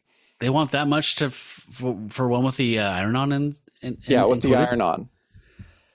See, I was just going to make a fake one. Like, I have a high-res big scan of that image. I was just going to make a fake t-shirt because... Yeah. Well, then we can have matching shirts, which I'm all about. So, okay. Yeah. Anyway, all right. Keep on trucking. Keep on trucking. That was a big t-shirt jizz conversation there. Sorry. I get really into this shit. Oh, no, I totally get it. And so, okay, where are we at, though? I'm getting mixed up with the... Okay, t-shirt. And is this my page? Yes, sir. Okay. All right. So yeah, Man-Wolf is taking off. And then I thought it was confusing. Like, in the first narration box in this page says, for 6 minutes they struggle until, like, that's a long, pretty protracted wrestle. That they're having. We talked about t-shirts for at least 6 minutes. Yeah. So I like that. While we were doing that, they've been wrestling the whole time. Exactly. Just waiting patiently for us to return.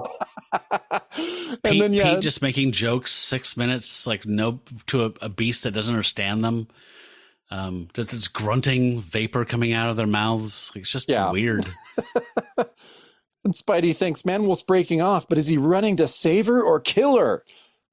The narration says the answer to that question is less than 100 yards away, hero, where a petrified Judith Klimmer finds herself surrounded by the wolf pack, which hunted her earlier, and its reinforcements. So we get reminded of her first name again, which is nice. I didn't know we knew it in the first place. Did we know it in the first place? I was we wondering about that too. I think she just says Agent Klimmer. She does. This is so this is new information. Jerry gets really invested in her for the next 2 pages as a person. Yeah, it's pretty strange. And so, she's cornered by all these wolves. Man-Wolf shows up, growling. She says, Man-Wolf! And thinks the wolves hear him. They're turning. Dear heaven, this is a nightmare. Like something out of a cave painting, she's thinking as the Man-Wolf and the wolves start fighting. And then there's that amazing panel on the bottom there where she's looking very distressed and thinking, it's horrible, sick, degrading. Oh, no. Oh, is that how she says it? Yeah. I thought it was like, it's horrible, sick, degrading. Because there's something going on with this chick. That panel does get my vote for like the best mixed CD cover Yep. Yeah, totally. In this story. I mean, she just has that vibe like young Frankenstein. Like she just wants the monster to she's into it. Okay. I don't know. Maybe I'm crazy. Could be reading into things a little bit, but yeah, we'll see. No, I think they say that a few pages later. They say something to that effect. Mm-hmm. That like she doesn't know if she's scared or excited. Mm-hmm. Well, we get so much backstory on the next page. Yeah, really needlessly. Yeah, so she's saying, it's horrifying. They're killing him as these, wolves are like on his back and jumping on him and chomping into him. He's being swarmed, and it says. Then there's this moment where if this were a film, the soundtrack would drop down. There'd be some internal VO. When Judith Klimmer was a child, her father died in an industrial accident. A sudden death, inexplicable to a 4-year-old girl who'd become convinced she'd been abandoned. And this would be slow-mo, right? A werewolf just picking wolves off and throwing them. For 26 years, Judith Klimmer has fought that feeling of abandonment, has forced herself into a woman of steel. In most situations, she doesn't require protection, and normally she resents it. Again, picking up wolves by their throats, throwing them into hurling stone. them. Yeah. Yet tonight, she's been protected by a male, and something of the steel melts. And at this point, the wolves realize they've been had, and they go turn tail and I run off. And then the man wolf turns and regards her, and it continues, making her feel lonely and a little afraid. Then she says, "Dear Lord, you're hurt. You were hurt saving me." And he has this expression where he looks like he's on ayahuasca, or I don't know. It's like He's had a long day. yeah, he looks a long day. He's got blood. He's hurt, obviously, and there's blood coming off of him and stuff. And he's just like, his tongue's hanging out of his, lolling out of his head. And then Spidey finally shows up. The man wolf whimpers, but only slightly, and takes a slow, tentative step forward. And as he does, and Spidey comes in, there they are. He's going to attack her. In this last panel of the man wolf, he looks like Wile E. Coyote after he got run over by an Acme truck a couple times. It reminded me a lot of that Animal Man issue, the Coyote Bible, that early Grant Morrison one where it's like all like meta textual, and that's a great issue. Basically, the Wile E. Coyote analog is Jesus, because he dies over and over again for our entertainment and pleasure. If you haven't read Animal Man was that volume 1, number 5 by Grant Morrison? I think it's number 5. Highly recommended. So he's there just tongue lolling out of his head, and he looks like he's about 1 or 2 heartbeats away from death. Yeah. Yeah, it's a pretty pitiful panel. But then, the action's broken up by tons of words on the next page, which is the bolt pen bulletins, which I think, it's just stands hyperbole for lots and lots of paragraphs. But I thought it was kind of cool, and I think they mentioned this in a few comics this month. On the very bottom of that page on the right, there's a blue box that says, on February 20th, 1975, early in the morning, the comic book industry lost one of its foremost talents. Artie Simek died. Oh. And so, Simek was a, letterer extraordinaire, and was, it was kind of a big deal. He wasn't a young man, but I think he was only in his 60s, like, if I'm correct. So that was a big loss. That was one of the first big losses of some of the main guys, really, death-wise. Yeah. And folks, if you haven't seen these bullpen bulletins, to describe what it's like to read one is like, imagine like meeting someone that you kind of know through a friend of a friend at a concert, a show, not a concert, a show, and they're high out of their mind on cocaine. And they're telling you all about stuff they're working on while the band's playing, and just screaming it in your ear. Like, and then we've got Ant-Man and the Wasp. And then you're like, cool. Yeah, I'm loving this band. Yeah. That's what it's like to me anyway. It's hard to read this shit. It is very hard to read this shit. Did you ever read this, Greg, when there was in comics?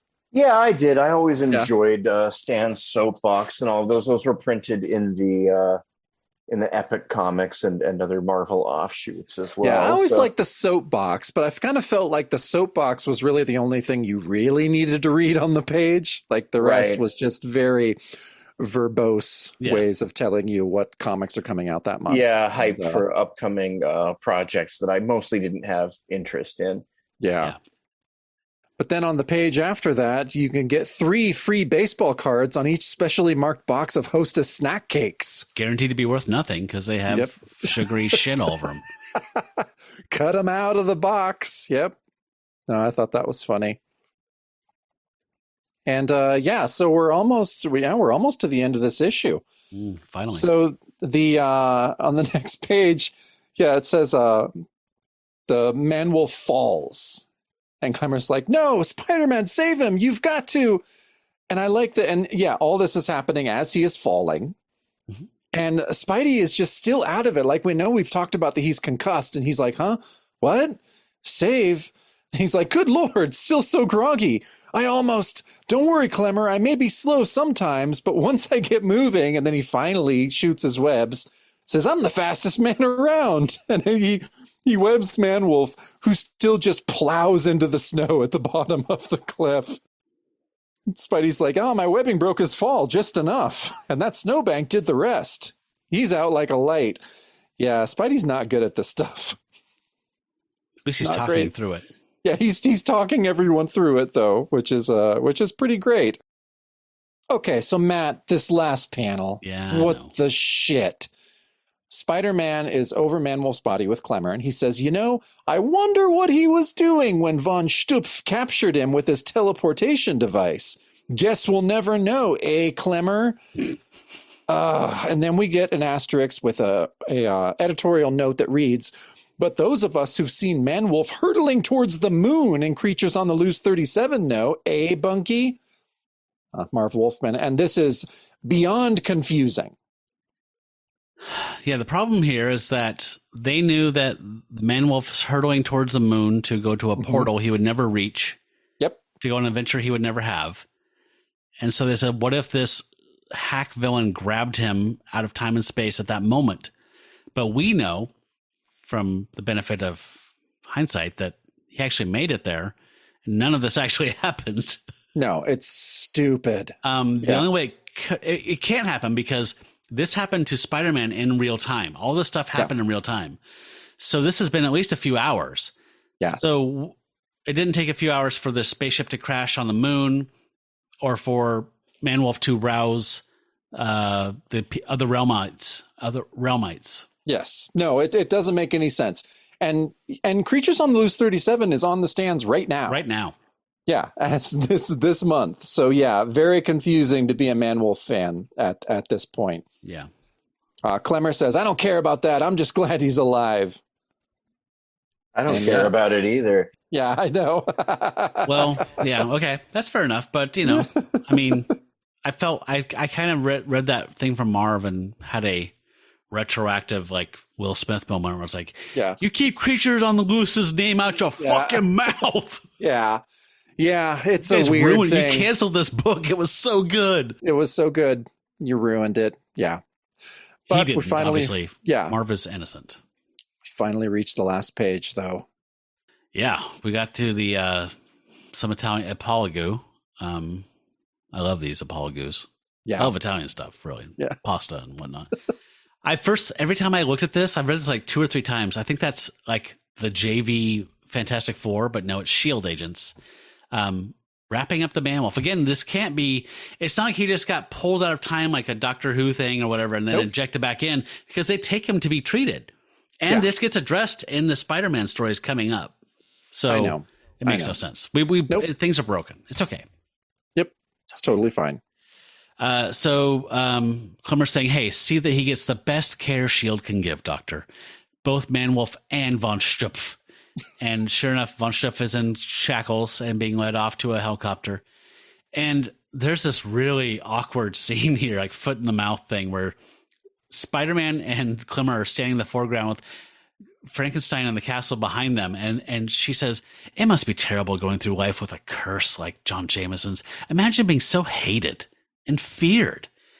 And then the next panel, like Frankenstein's head's starting to kind of sink lower. He's feeling down on himself. She's like, "As though you were some sort of monster." And then Spidey's like, "Yeah, it's tough. I guess even a creature like that wants to be loved, right, Klimmer?" And then they are oblivious as Frankenstein turns around and starts trudging off with his shoulders, like Charlie Brown. He's like, Yes. She says, "I suppose so, Spider-Man. He must be lonely." And then they see Man-Wolf getting loaded in the chopper. "Lady, there are things I could tell you about Lonely that would turn your hair white." Right, Frankie? Hey, Frankie? And he turns around and there's no Frankenstein. He's like, "Yeah, he's gone." And then they get in the chopper, it lifts off from the castle, and we see in the foreground sad Charlie Brown Frankenstein wandering off into the Alps. And Spidey says, "Klimmer, I have a feeling you and I have just won the award for being first class dumb. Come on, right. Let's get back to New York. At least there, you know when you're putting a poor jerk down." Oof, sad ending. Like all the Spidey sense in the world doesn't stop you from being insensitive to Frankenstein. Nope. So Having he just, he gets his what's hurt he going to do? Go feelings. punch a bunch of trees down or something? I have no idea what he does now, but I don't know when we see Frankenstein next in this world, but I don't either. I don't. Not very often. I wouldn't think so. Yeah, get our teaser for next issue of Marvel Team Up. Next issue, Spider-Man and the Bludgeoning Beast. And guess what? I'm probably not going to read that. Nah. No. And then we end with an ad for Foom. Friends of Old Marvel. Friends of Old Marvel. And you get lots of cool shit if you send in. You get a poster, a gold finished membership card, scintillating stick-ons. Yeah, so you get a lot of shit. And then we have an ad for a Marvel Treasury edition Doctor Strange, which looks badass. It looks pretty fucking cool, actually. Like I would love that. And then on the back cover, it's just prizes or cash. This was the one that always got me. The earn the easy famous Olympic name way. I was like, how do you read that exactly? Earn famous name. Earn prizes, the easy. Wait. No, there's no way of reading that properly. Yeah, there's no sequence of words that makes sense. Nope.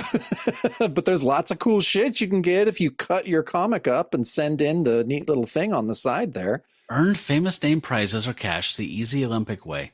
Famous name prizes? That doesn't make any sense. Yeah, I know. Oh, man.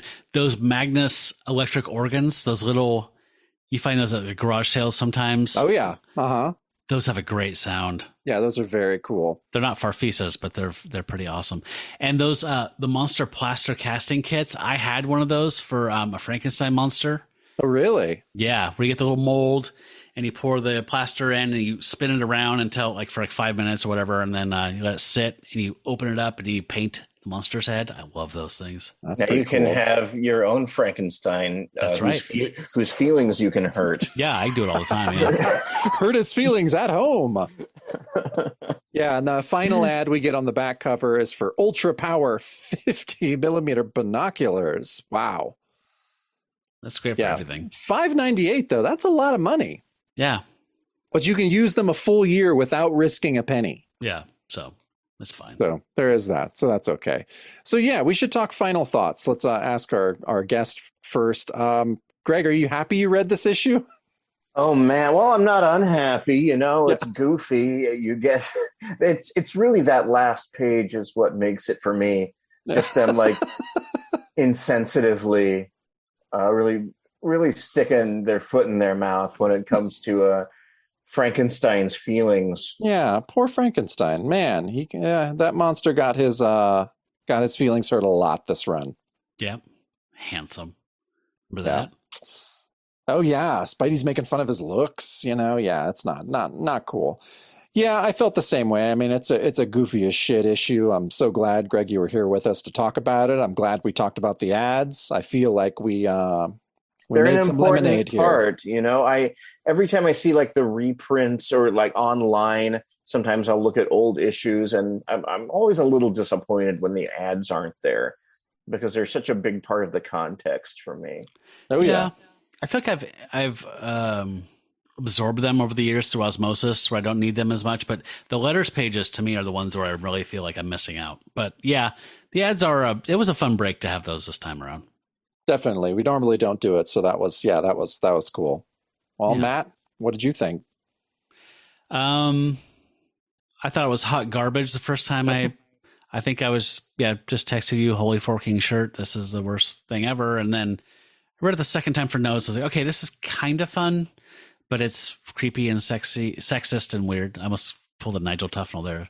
What's wrong with being sexy? What's wrong with being sexist? Yeah. No, it definitely has some. Jerry did some weird stuff with it that wasn't required.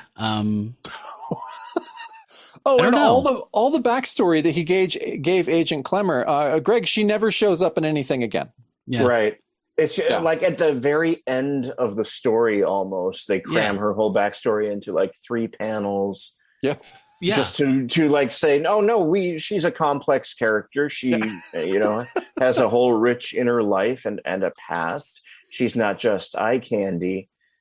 With weird. That invokes a lot of man-wolf slobber. I mean, yeah, you're totally She's right. a layered and complex woman. Yeah, it's and like then, she's not 3 Clarice pages Starling, later- right? Backseat, moist-fingered fumblings of high school boys. The silence of the lambs, you know, whatever.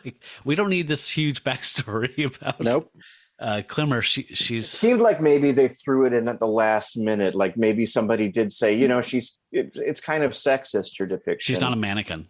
Yeah, like let's talk about how her dad died. Yeah, it's so I weird. think you're totally right, though. I mean, it's like she's saying like she's honed herself to becoming this steeled, feminist, independent woman, and she hates being put in this position. But at the same time, it was like this really ham-handed, like, but you did it. You set up this whole thing, and then you just did it anyway. Yeah. Now, it's pretty ridiculous. She resents it. She does, as she should. Yeah, well, I don't know. What'd you think, Greg? I mean, or Jacob, whoever's next. Final thoughts here. I mean, I don't know. Uneven art. Uneven art. I was happy we read it. I was happy we had you on, Greg. I think that made it a lot more palatable. Oh, good. I'm glad that we're done with Marvel Team Up. Me too. We got 3 issues of Amazing Spider-Man next, and then 2 issues of Savage She-Hulk. Jumps ahead in time a bit, and we go back to Otherworld for that. So I'm pretty excited. We'll get some more. Greg, before this, there was this whole run on Creatures on the Loose where this writer, David Kraft, like did this whole like put the man-wolf in like a sword and sorcery, like Space Conan kind of thing. And it was the craziest thing. And we loved it. It was so ridiculous and awesome. And I like that they would just try to get, werewolves into every genre. Yeah. Well, we think it was because, the monster books were dying out by that point, and 78 is when that story kind of like was finished up. Yeah. And so we thought that it was like a new direction. Like, it's still a monster, but Conan's selling really well, so let's put him in that kind of situation. But plus, the writer had written this story in high school, so he was just kind of forcing a werewolf he was stuck with into a Flash Gordon Conan adventure, which made it awesome. Still 2 years shy of Chewbacca, kind of, doing a hard reset on the man wolf ape. That's right, in space. Yeah. But once he goes to space, he has his full John Jameson intellect. So he was not a ravening beast anymore. He was a buccaneering adventurer / god. Yeah, it's pretty interesting. It's trippy stuff. It is really trippy stuff. So, I'll be anxious when we get back to that. And we're going to have some special guests on for those episodes as well. So that'll be fun. Yeah. Looking forward to that. Yeah. And then it's just a couple Spider-Man annuals, and we are done with season 2. Yeah, we're done with season 2, and we'll move on to Werewolf by Night, the appearances that happen, in the 70s and 80s. So that'll be season 3. Before he looks like a wrestler in the 90s. Yeah, oof, 90s comics. Greg, we have a hard time with 90s comics. At that time, I think I was mostly it was all Sergio Aragonis for me. I don't think at that point, like when I was a kid, I was super intrigued by all the superhero periphery, in the 80s, and then in the 90s, I was paying much less attention to that. Yeah, no, as you should. So Smart. no, you did the right thing. You save time and money. Yeah. But Greg, I got to thank you for coming on. This was a blast. I knew you would have great insights into the ridiculousness of the medium, and this issue had a lot of that. Oh, yeah, I love the silly ones. I had a certain sense of nostalgia, not because I had seen this one before, but I think I would have enjoyed it as a kid. Oh yeah, for sure. Yeah, we were talking. Have. If you're 10 years old, this issue is going to be super awesome. Right. And yeah, but we're just glad to have you on. And yeah, just to remind people, you're on Instagram mostly, I think, is your professional kind of account under Dollar Taco Night, NITE. And yeah, you have a lot of illustrations of horror films, a lot of different other things, and people can find a lot of your work on Redbubble, correct? That's right. And I'm Greg Bigoni Art on Redbubble. If you want to get a shower curtain of a bunch of 80s sitcom dads having a hot tub party that I drew, that's where you go to get that. I'm really hyping the shower curtain because I really love that that's an option, and that is I think that would really kind of spruce up anybody's home.